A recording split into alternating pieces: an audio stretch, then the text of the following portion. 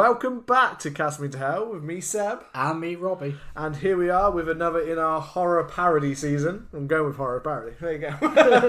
Yeah, we were trying to decide back and forth between spoof parody, which one it is, whatever you want to call it. Horror comedy season it could be, but this one is very much inclined. So we previously did Scary Movi, the new one, 2026.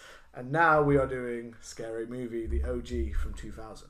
Yeah, childhood classic. It is. Childhood classic. And 15 or 18 at the time when we were probably like 10. Yeah, I would have been 8 when it came out. Yes, I would have been 9. Yeah, 9. And I remember watching it a lot back then. I remember it was kind of a cultural juggernaut. It released, extremely successful. Everybody in the playground quoting it. It was class when I was young. Yeah. As I've aged, I mean, we covered the new Scary Movie in our spoiler and spoiler-free episodes. So if you've stumbled onto this one by accident because they have the same title, that could happen. But make sure to hit that subscribe button, before you leave and go back. Yeah. Or forge on. Make sure you've done it. But this is obviously the original one, and I think this one is how it should be done. Yeah. There was a lot I thought watching this, and having seen the recent one, which was the return of the Wayans brothers, and it being touted as like kind of a return to the roots of the franchise, that kind of thing. Yeah. There is a lot here that I thought was done much better, in terms of like the story and the structure. Yeah. This one really worked for me. Yeah, this one, I think when I was looking at this one, I was really thinking to myself, I was like, there was constant parts where I was like, actually, that's actually a very clever way of doing it, or that's a very clever joke. It's not I'd known these jokes before, so I'm not saying I was like laughing out loud, yeah, because of that. But there were certain jokes, and then there was a couple of ones in there that I was like, oh, actually, I don't think I ever picked up on what that meant, or things like that when I was younger, maybe. I thought, generally, one thing that I think is really excellent. So I've watched 1, 2, and 3 now. Okay. So I've gone through the kind of ones, and what also is here is also what hearts it slightly in the new one, which was a part of the problem that we both kind of mentioned, is when it sticks to the main films it's parodying, it's very good. And the problem with the good thing about this one is mainly it actually sticks to that. It doesn't skew too often. Occasionally there's 1 or 2 ones that sadly, age-wise, but it hasn't got too much of that in this one. The more the sequels go on, the more and more it just skews pop culture. And it starts to get less funny because it was funny maybe at the time, but it's no longer relevant. Or it starts to skew films that are not horror. And then it's, what's the point? You know what I mean? Like that. There was a lot. So, Scary Movie 2 has an excellent kind of opening of The Exorcist and stuff like that. It's great. And then it has some really good stuff on Haunted Hill House and stuff like that. Also, really good. But it also has stuff that skews adverts of the time and commercials in there and stuff like that. Not too much. It's still pretty kind of strong.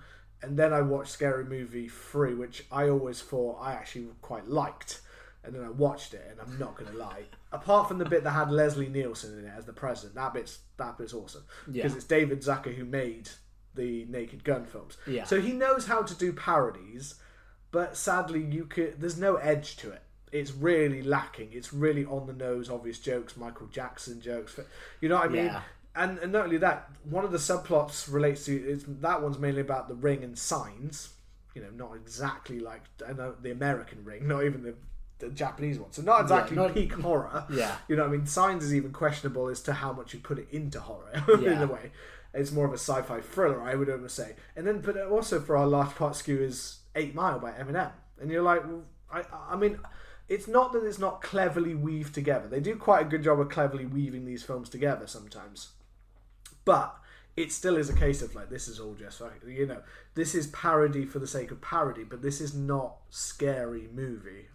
Was my thing of the more it starts to go away from that, and that was some of the bits in the new one where we had parts where it was it was on the point, and it was sticking with how it was using mainly Scream with a couple of other ones, but then it started to oversaturate itself at times with too many doing that. I even just read about the director. I think it's Mike Tiddies. I think it is. Yeah. Who directed some of the other Wayans brothers stuff? Who is the new director for this one? Because Scary Movie and Scary Movie 2 were done by Keenan Ivory Wayans. Yeah, Keenan Ivory Wayans. I think the daddy, basically, of the whole Wayans brothers. Daddy brother. Daddy Wayans or whatever it was. Of the Texas Chainsaw Massacre family, he's like the cook. Yeah, he's the main guy here. And he analysed quite keen out. The new director kind of said, he made a comment about Obsession and that they basically reshot only in like March this year for the new one, and they did it because they needed to change the ending because they wanted to make it a bit more like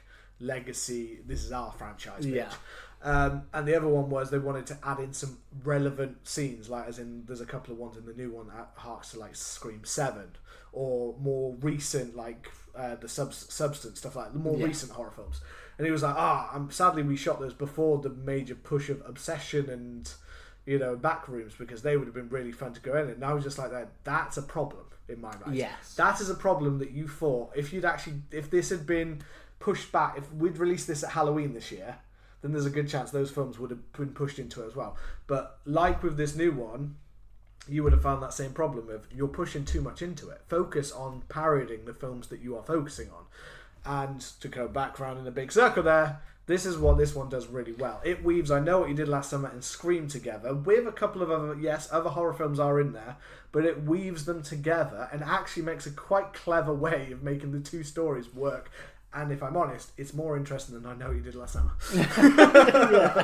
Like, just not even as a comedy, I was sat there going, this is actually a more interesting way the story takes it if it was I Know What You Did Last Summer than I Know What You Did Last Summer was. Well, I think this one works because it harkens back to more stuff like Aeroplane and Naked Gun, where it is just it's a straight parody. It isn't so much about kind of pop culture of the time references, anything like that.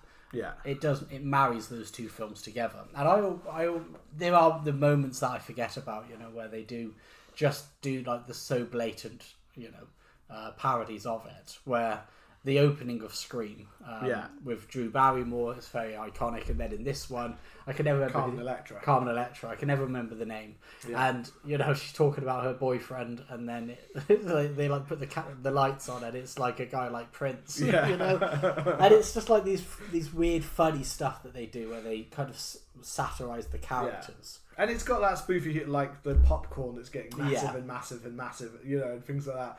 Or when he chases her down in the classic kind of Drew Barrymore kind of getting the first stab into her chest as a classic shot. Instead, it's the boob pops out, and it's like it's funny skewering it the way that it's working. Like it does make sense. Like in those parts, it's funny the way that they're using those. And this film also has a lot of kind of like jokes that I still think I was like at the time, like these still like they kind of said with the new one that they wanted to be controversial with it kind of thing. There is a lot of jokes here that you were like that again, like as I looked onto the other ones, it's just not always there with the other ones. That is here. That's like that Wayans brothers kind of humor of like really going for like either black humor or specifically kind of a weird kind of sexualized humor. Like there's the bit with the sheriff who keeps showing Cindy the pictures of him, and that made me laugh because I completely forgot about that. Yeah, I always forget about her dad. Her dad is like, amazing in this film. I'm going to go see Uncle Escobar about some business. But that is a really funny way of like. It's really funny. Like it's a really clever way I think of playing on like Dad in Scream, who is kind of a big enigma and he's kind of there and gone, but he's a bit shifty because he's meant to be like a red herring in the film, isn't he? Yeah. And here he's just a straight out like he's basically just selling. He's got drugs. He's like we're able to flush. What do you cut it with? Yeah. Baking soda, never baking Not powder. Yeah. Otherwise, people will get muffins growing out of their nose. And I think Anna Faris is so good as Cindy. Yeah, she is. Like she was pretty much an unknown before this film, and I read that they took a chance on her kind of thing. They'd looked at loads of actresses like people that were more known at the time, like Melissa Joan Hart, Sabrina, things like they'd considered lots of actresses Melissa Joan that. Hart, yeah. But they went with her because when she just came in, there was just something about her that just kind of had this kind of. She's also, although I do notice in this first one, the one thing you always put with her, but I'm not saying she's not, but I didn't find her as airheaded as she is in later ones. Like, I still... Like, she's got her moments, but she's a bit more on it in this one. Whereas in the other one, she's kind of known for being really... And in the new one, for instance, she's very much the airheaded character. Except, I guess, until she kind of turns back towards the first film, and then she's a bit more on it in the last kind of... At the end of that one. Yeah, I guess she does... Like, that's her kind of... The evolution of her with... The franchise, she becomes a bit more airheaded. They turned her into a bit of a bimbo kind of. Well, it's not bimbo. I think she has like the naivety, you know, and that's what balances her so well with Brenda Hill. You know, yeah. Brenda Hill is fucking phenomenal. Brenda. She's always good. Like, she good. Is always good. Although she's not in it as much as I thought she was. No, I thought she was in more, and I completely forgot about Shannon Elizabeth being more. Like, Shannon Elizabeth is the. You know, like the Tatum character, or the obviously also Sarah Michelle Gellar's a little Michelle. You know, she's taking that role of like the sassy kind of side to the main straight girl kind of thing. Yeah, she's a bit more of that character, and I don't know why I completely forgot about Shannon Elizabeth as that part, because I just always remember having Cindy and Brenda as a duo kind of thing. They're normally just always together in a lot of the sequels. It's just those two. So I completely forgot about Shannon Elizabeth in this first one, because she's really good in this. Yeah, she's great. I think I like Shannon Elizabeth in most things I see her in anyway. I think she is like, she's not an incredible actress, but I think she does well with the parts that she's got. Yes. You know, as well as being men and boys' sexual awakening. 100%. Everybody was Jim when they saw her. You know, everybody went back to being Jim. I thought you were going to say everyone was jerking it. When they watched American Pie for the first time, didn't even get there, mate.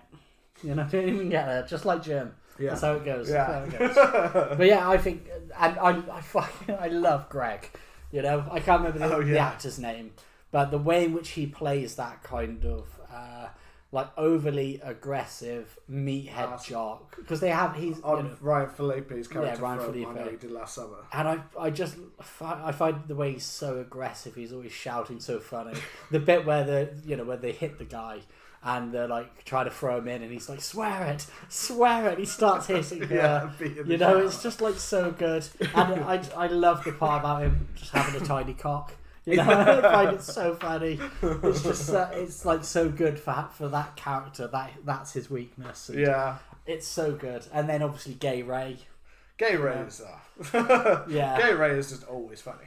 Like all of it, like the scenes he's got in this kind of part, and just the same. And he is normally not overly used, but he's got a lot of like amazing scenes in this one. Like the scene when he, you've got constant like of him being gay. Like the first main scene you see of him is where he's tying up his shirt and asking, "Is this gay? Is this gay? This make me look gay?" Yeah, to Ray and be like, "What the fuck?" Kind of thing. And then like chasing all the boys into the showers and then that's my funniest one is where he's doing it. And he's high fiving them, slapping their ass, and then he's like, "Get in the showers, don't let Uncle Ray catch you." You know, like.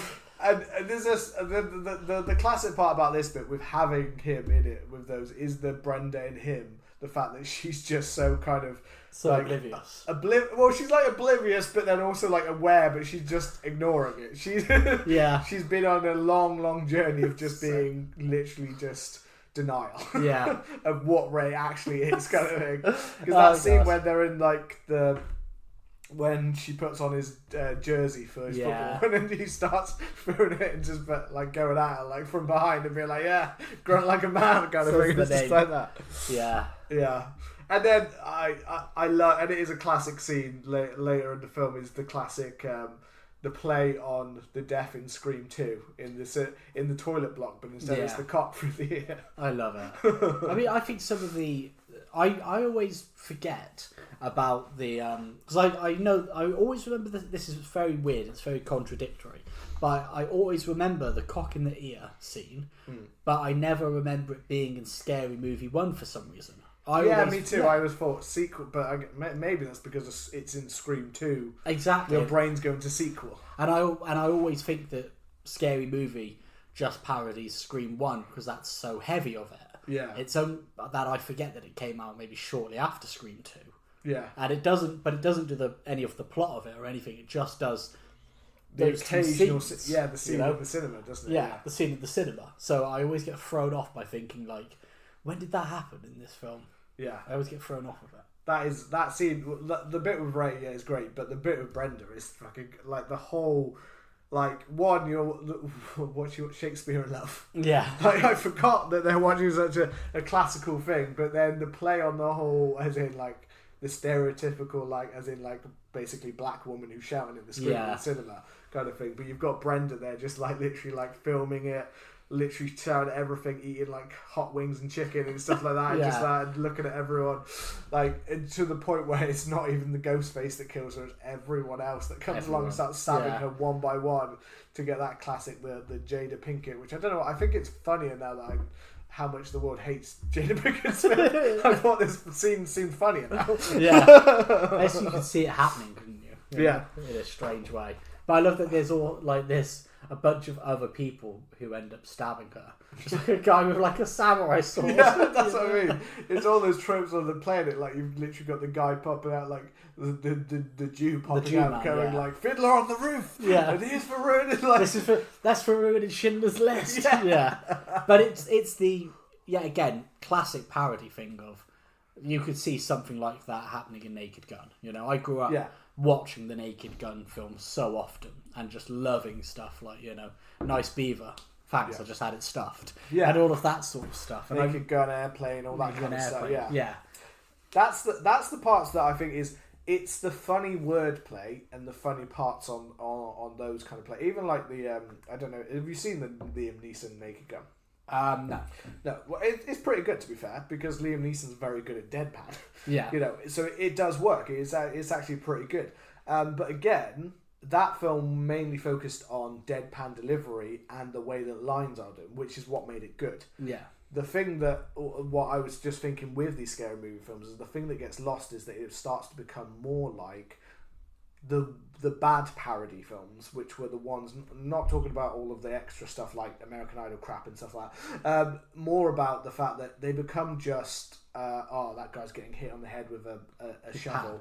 You know, it is literally that kind of part of it, which more slapstick. The slapstick works in small amounts, but the more they went on, the more they became mainly about, oh my god, I'm accidentally beating this kid up, like, again and again, like I think there's the kid Corey in Scary Movie 3 where he's literally constantly getting beaten up by the one guy accidentally with like shovels, things, spades. Yeah. And it's not that it's not funny, but when every character's constantly just getting knocked about and stuff like that, it starts to lose its kind of, this isn't what it is. But the problem is, you're also losing the focus on, we need to come up with a witty dialogue here. We need to come up with a witty script, not just someone getting beaten about is not the whole film. Yeah. Like, it's that balance you've got to have. Naked Gun had that stuff as well. Obviously, it does have that kind of panfalls, things like that, like falling over, hitting things, pulling things out accidentally. But there's more of a setup and a joke to it. It's not just, someone got hit in the face with an iron.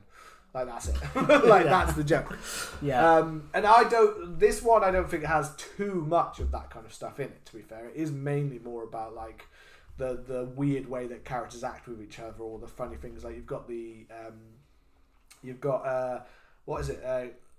Gale Hailstorm, is it? Yeah. Yeah? Thunderstorm or something like that. Something like that. Like, and you've got her character with the whole, like, I love the fact, like, the play on, like, the scream bit with her character, where you've got the bit when she walks up, and in the film, obviously, it's just Gail. In the original Scream, it's just Gail asking her a question about her mum. Yeah. Whereas in this one, it's like, why have you got such a fat ass? And she just punches her in the face.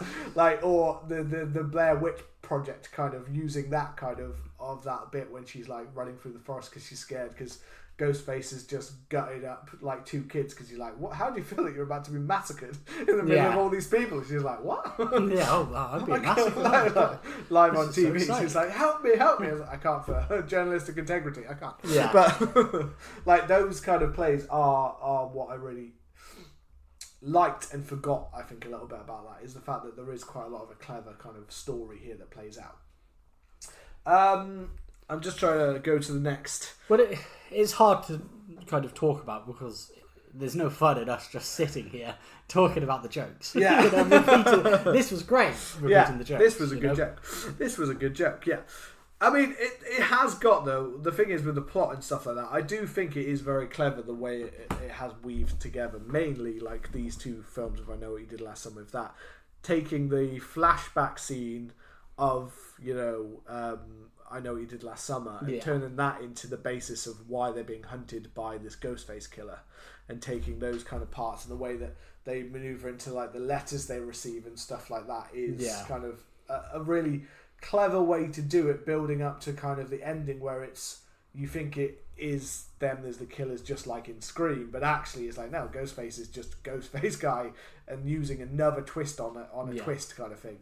I that's one part that was really good, but things like those scenes that they use within it, like recreating a scene but working out how to make that extremely funny, is obviously the point of a parody. But the scene like Cindy, where she uses that kind of laughable scene with Jennifer Love Hewitt, where she screams out like, like, just do it already, just do it already. What are you waiting for? Do it. Yeah. He's like, okay, then I'll do it. Jumps off. Although I did notice a thing this time. When he hits the ground, you see it's bouncy. Do you? Yeah, I just noticed that this time. When the guy flies through the air, you can tell it's been set up as like a literal like a bag to land on, because he literally hits it, bounces up and down for a second. I don't think I've ever noticed that. Just as a blooper there to look out for when you're watching Scary Movie.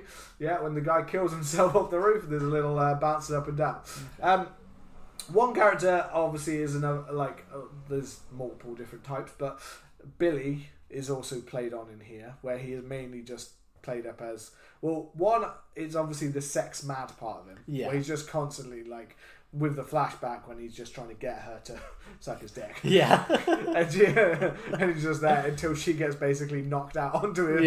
And it's just all of that kind of play on that. But I love the bit where he is basically white trash, where he lives outside. He lives outside of the school, and he comes out like literally in the morning, because he always looks a bit like rough, and you're always like that. Even though in the Scream you find out he actually has a dad, and it seems like he's actually quite well off. Billy just always looks a bit rough. He's got a bit of a white trash. He always looks like he should be more white trash than he actually sold as. Maybe it's just Skeet Ultra. It looks a bit like that. But maybe it's the name Skeet as well. So focus on some of the death kind of parts of it, because it's got some fun like uses of like gore and stuff like that. Obviously outside the opening scene, when we've got the killing of Carmen Electra at the opening of that, we've got obviously we've got Ray replaying the I Know What You Did Last Summer scene, where she freaks out when she sees Greg. it getting Greg. Sorry, Greg, not Ray. With Greg being killed up on the banister, replaying that scene from Ryan Felipe from the original film.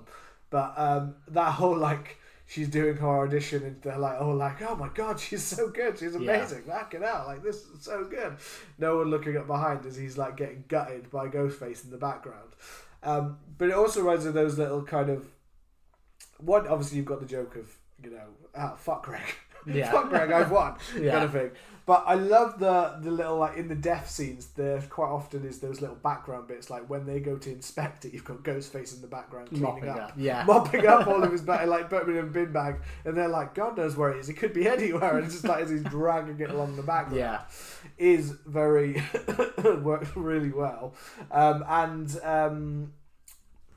Then Shannon Elizabeth's death. Shannon Elizabeth's great. Death is great. That's the one I remember the most. It is, surprisingly, for some I don't know. That one didn't. That one's not so much of a play on a, because it's not. Obviously, they have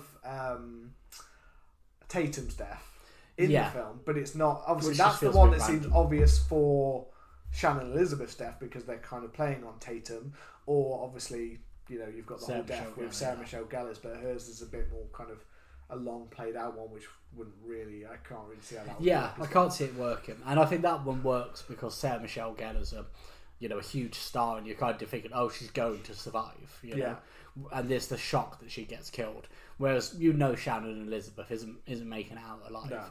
So I like that it's a kind of a, it's a blender though, because it's got kind of the dialogue like Tatum in Scream, where she's kind of making jokes about Ghostface. Yeah. Oh no, don't kill me, I want to be in the sequel kind of, it's got her doing those kind of bits, but it just takes it to such an over the top level that even Ghostface is suddenly in on the joke. It's so good. Like when he's talking, I think that one's memorable, I think, because it feels more like an original death. That's it. It feels... Whereas all the other ones feel so close, sometimes so close to the original that you kind of forget which one you're watching. Yeah, and that's it.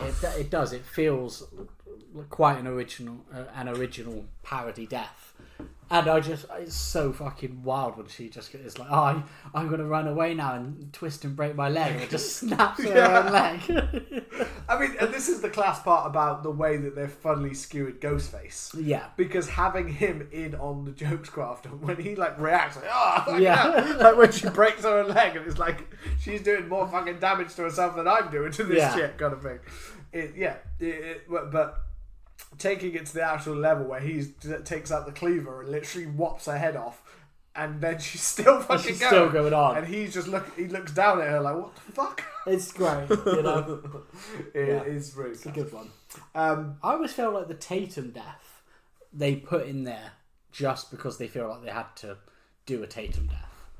Yeah, kind of. It's weird because it's not really... It's one of the ones that doesn't work as well. And to be honest, it's one of the ones that doesn't age as well because it feels like it's mainly just there to be a fat joke. And that's it. I was thinking that when I was watching it, I forgot about it. Yeah. I saw Shannon Elizabeth's death and I was like, oh, well, they're not doing Tatum's death. Yeah.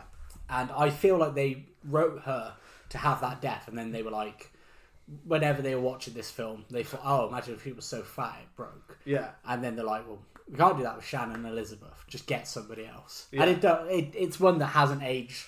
It's one that doesn't work like so well. Like as we said, there are jokes that feel very much in their ballhouse. Like Brenda's is very much in their ballhouse. Like we said with Scary Movi, there are certain types of jokes that just like they understand better than a lot of people, I think.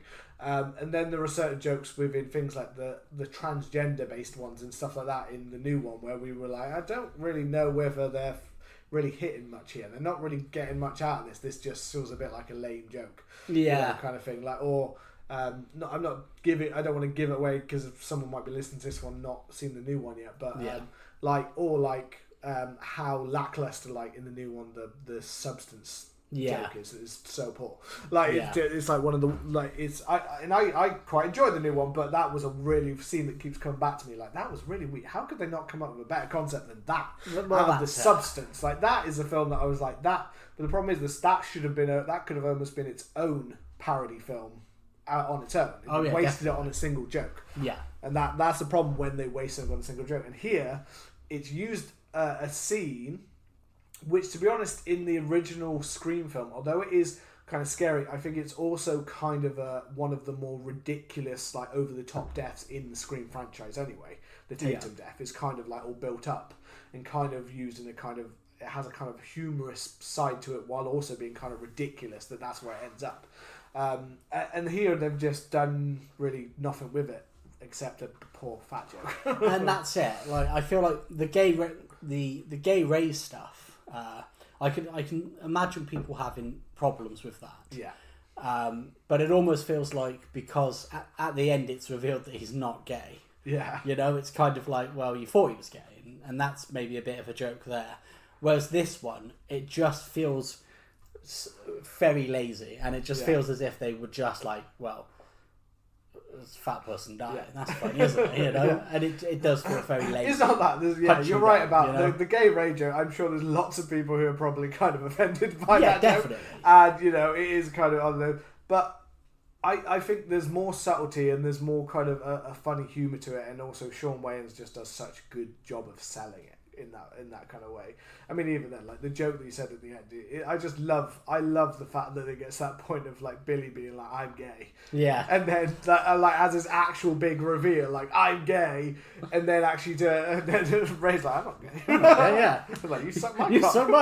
Yeah. Yeah. And like that, it's like, but again, everyone's like, but you are so obviously gay. And I never see the gay race stuff as being like aren't gay people funny, Yeah.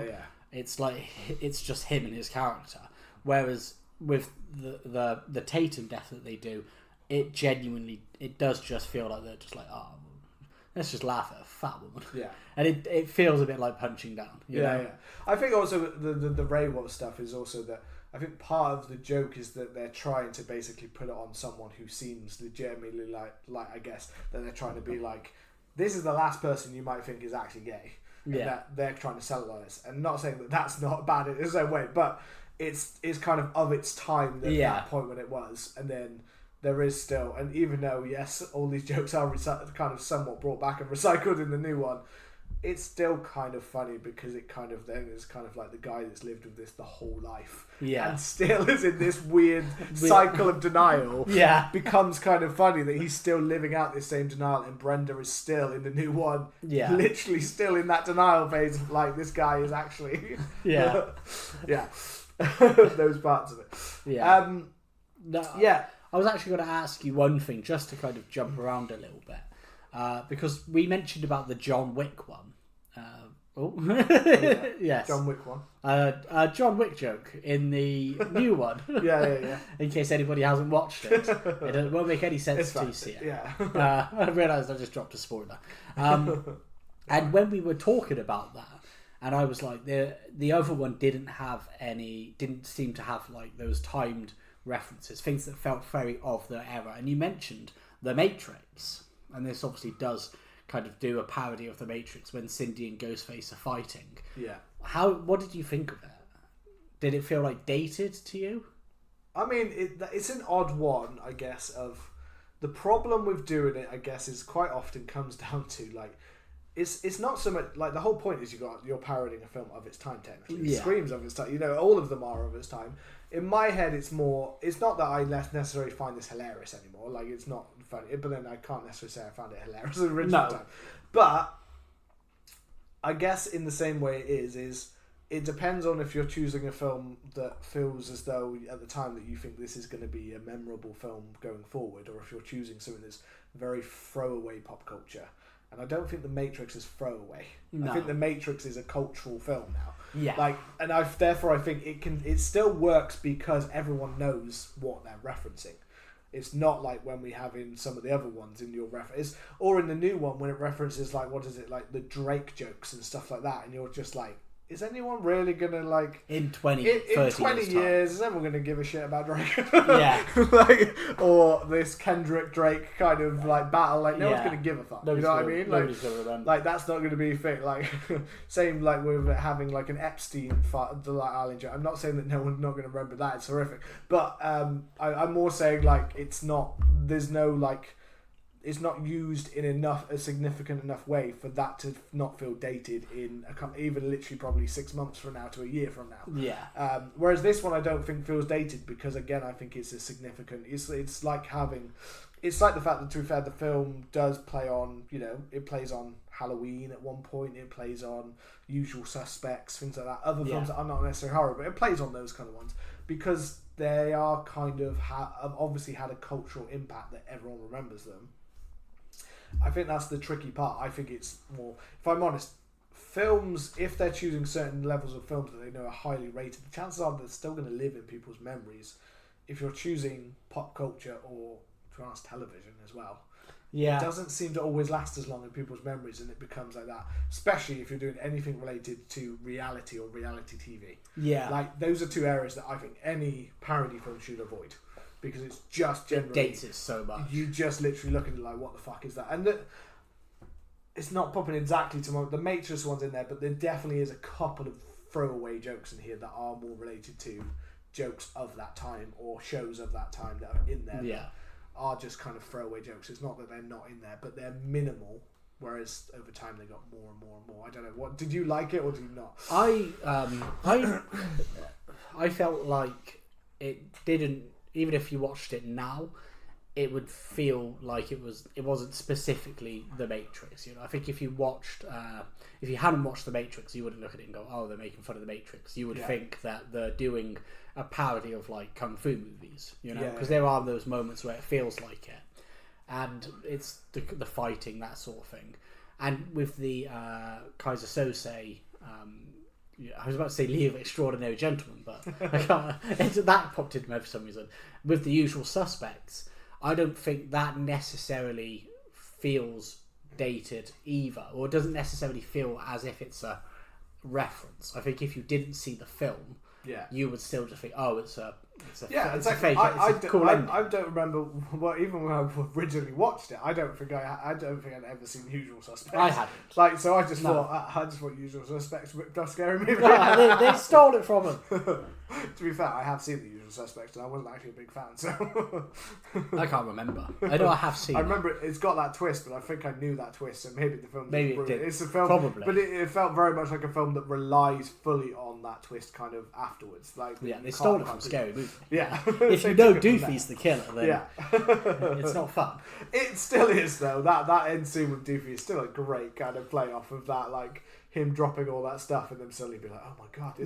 Goofy's just a funny character, Doofy, when he's just throughout where when he's like says to the police officer, like, smell my finger, and then he's like, smell mine. What's that? And when he comes into the room with the Hoover. That seems classic. We mentioned it. I was surprised they didn't bring back said Hoover in the new one.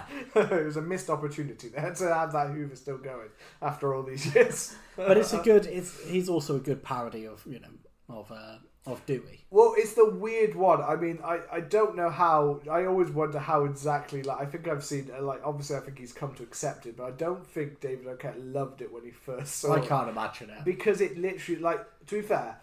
There are many people that say they can't watch Scream because of Scary Movie. Like, it's so much in their parody that they forget which one it is that they're watching. Yes. Some people think, and out of everyone, sadly for David Arquette, he is the one that is both skewered the most for his character here, that is most relatable exactly to that. Because even like Cindy's not exactly Sydney, and like a lot of them, Billy is the other one that is very, I guess, quite close kind of thing. I guess is another one, but here Doofy, sorry, not Goofy. I call him Goofy. Yeah, Doofy. It literally plays exactly on scenes where you're like, I can see it didn't even take a lot of effort to turn Dewey into Doofy in that first Scream film. No, because like that scene when he opens the door and he like freaks out. If anything, the Scary Movie one's less over the top than the Scream one, because he lets out that massive scream like a kind of girl in Scream, and then in this one he's not actually freaking out as much as he did in that. So it's very easy to see where it kind of comes from. Like all those scenes, like when they're in the officer station and they're that, because in this obviously I think he's still meant to be in like. As in, he's partially still in high school, but he's got a fake badge on, and he's not a real police officer, is he? Like, yes, I think he's a real police officer. Because he's got a fake badge. Yeah, but I think it's like, Dewey is obviously a ferry, probably just out of the academy. Because there is a mention about him still being, as in school at one point. There's a mention that he's still a member of the... Oh, okay. Yeah, he's still in there, which I wasn't sure because he's so damn he's had to repeat it so many times. Maybe. Of that. So that's why I was like, is he actually meant to be an actual official officer? Or is he meant to actually be... Hanging like, around. He's like a special needs kid that they kind of let do this job. Yeah. Like, I don't know. Either way, he is that kind of character. Yeah. I wonder what David Arquette did think. Because I wonder if it was a bit like Craig David and Bo Selector, I've seen pictures of him like taking pictures at like the Comic-Con events and stuff like that with him. So it's not like it's a feud or anything like that. But I can't imagine as an actor you feel great about someone making you, because it's not exactly like David Arquette is necessarily acting much necessarily different, and you get to see him in quite a lot of stuff. I don't know. So he's definitely playing a character, but it still feels a little bit like I think if I was an actor, I'd be like, that's not going to help my image. Well, I think people aren't going to cast me now that everyone's like, you're the dude that was the special. Yeah. No, I'm David Arquette. I'm David Arquette. I feel like David Arquette almost has the same problem that Freddie Prinze Jr. has and Daniel Radcliffe, where like they have that like boyish charm. David Arquette obviously as Dewey was very young and inexperienced, and he was supposed to be a bit like goofy, but you look at him, and even in Eight-Legged Freaks, which we were talking about before we started, like his performance isn't massively different. No. And you see, and he's quite like seems like quite a decent natured person. Like he was doing WCW for like quite some time. Yeah. So he kind of comes off as quite like young and like relaxed. And the same with Daniel Radcliffe. He was Harry Potter, and no matter what he does, and he does do some like good performances. Yeah. You'll always see him as like a 12-year-old boy going to Diagon Alley. Yeah. And Freddie Prinze Jr. when he was trying to be really tough in I Still Know What You Did Last Summer. It's like, Freddie, you're like, you should be in Zoolander. The Legacy sequel that in the new one they couldn't even be bothered to even really like talk about because like no one cares. Yeah, no one gives a fuck. No one cared about that. Yeah, I'd be interested to see what you thought about it when it first came out. I imagine with time he's probably like grown to it and he probably finds like the endearing side of it. But I imagine when it first came out, he was probably like, fucking hell, I'm going to batter him if I see him. Yeah, I think when it first came out, it literally completely kind of fucked with people. Like there's literally been cases of people like I've heard, and I know someone who literally told me that they've seen Scream and they hadn't. They'd seen Scary Movie. And they literally thought that Scream was Scary Movie. So it's, it really did, like, because it is so close. Like, one of the things I actually did find a problem at times was, and this was actually something with the new one as well at times, is there were points when it stuck so closely to either one film that it was doing that I didn't actually feel at some points there was actually jokes happening. It was just the story. The story playing out. Which is fine in a way, because at least they've tried to make an actual, like, a story out of these two intertwining plots. But there is points when you're watching, like, a comedy film and you're like, this just kind of mainly feels like it's not really funny and it's just the scene that you've recreated the scene exactly almost from the film. I don't know. Like, in some of those, and they had that in the new one as well, where they had scenes that were basically, like, recreated with not exact humour that was working, and it just wasn't quite clicking. That's it. I feel like it was weaker in some of the new ones than it is in this one. But there were a couple of scenes here where as I was watching, I was like, kind of, don't know why, because it was like just a recreation. I felt like it slowed the film a little bit. I'm not sure. I feel like it did. It always tried to have a joke. I feel like it did try to have something. Yeah, it may again just be because the joke wasn't working. Maybe when it falls a bit flat. And they always do. That's the nature of it. These films are not like, no matter what parody film you're watching, I don't think there's any that perfectly nail it every single shot. No. Like, there's always going to be ones that some people find, and obviously that's humour, but at the same time, there's also always the case of, like, there are some that I think most people can go, yeah, that one was a bit of a dud. That, like, you kind of put it in there. And that's the thing, but again, for the most part, this feels as if it is mainly all focused on the films and trying to find funny ways to parody those kind of films. And not maybe so much of what we got a little bit with the new one, where the new one kind of worked when it stuck to it, but not so much when it was just throw it all at the wall and hope something sticks. Yeah. There was a case of that a bit with the new one.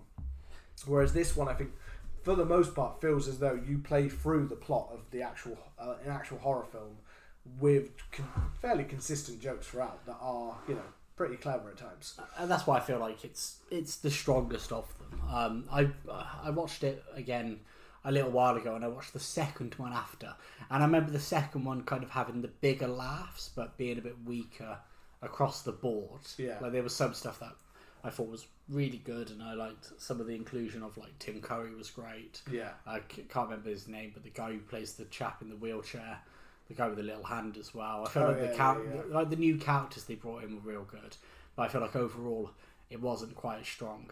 Generally, I feel like this is better because it sticks closer to what it should be doing. And even when we get into, Cindy fighting Ghostface, that's where we get the Matrix, and that feels logical, and it feels like it's not kind of like shoehorned in.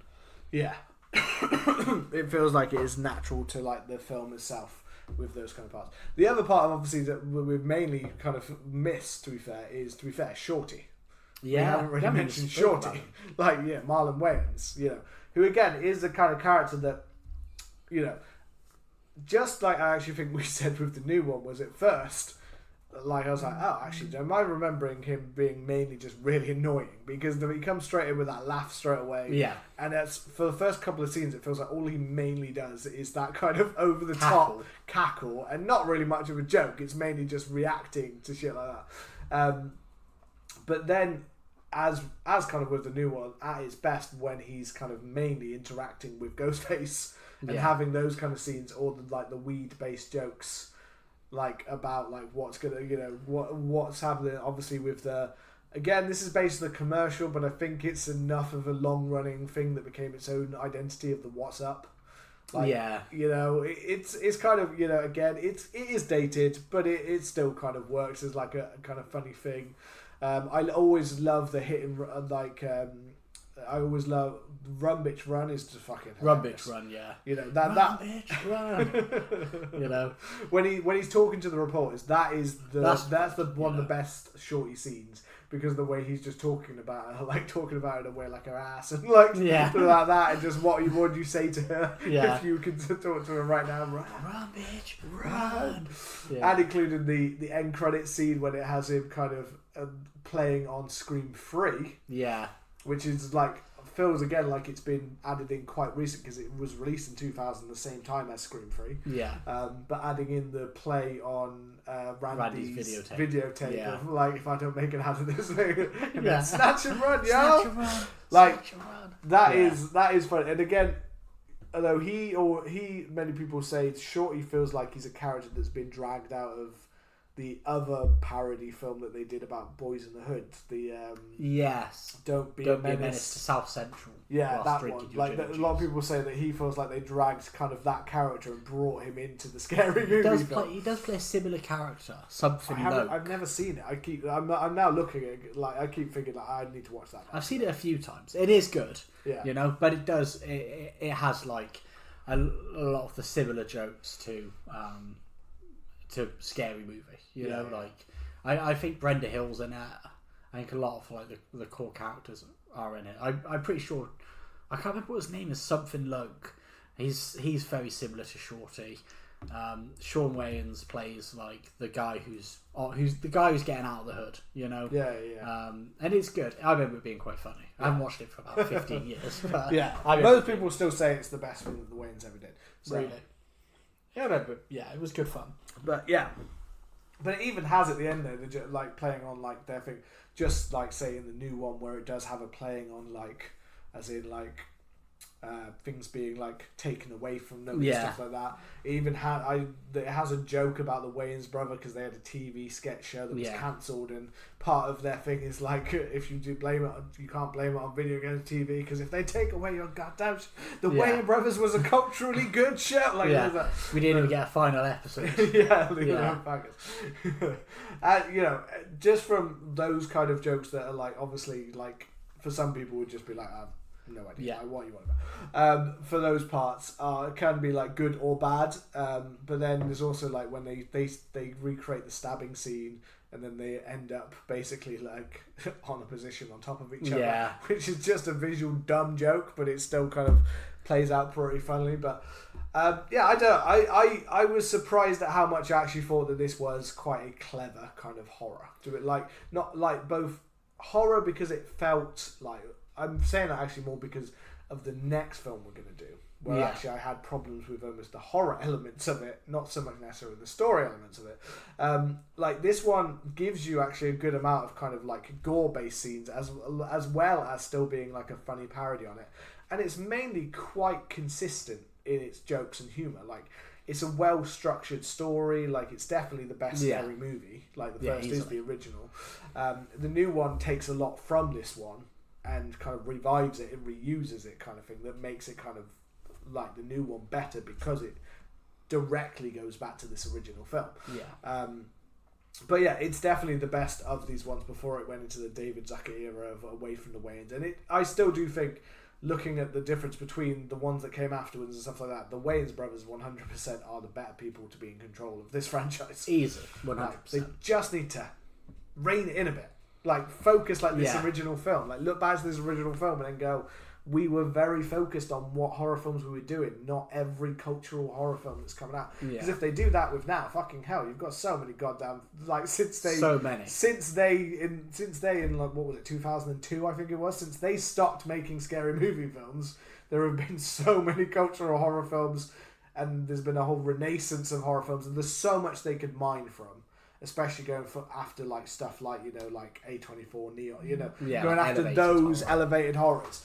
There's so much good stuff they can do, but it depends if they try to oversaturate it with every new horror film that comes out is a problem for me. Yeah, I guess that's the worry. I don't know whether they're going to do another one. I assume so because I think it did well at the box office. Yeah, I think it's made like 180 million so far. I think it has made, which is pretty good considering it was only like 30 million made for or something like that. So it's easily made profit, and it's easily so someone's going to give them another film. I think. Yeah, just definitely. Hopefully it, like we said. Yeah. Hopefully they focus on it a little bit on those parts and wherever they're going to go with that next.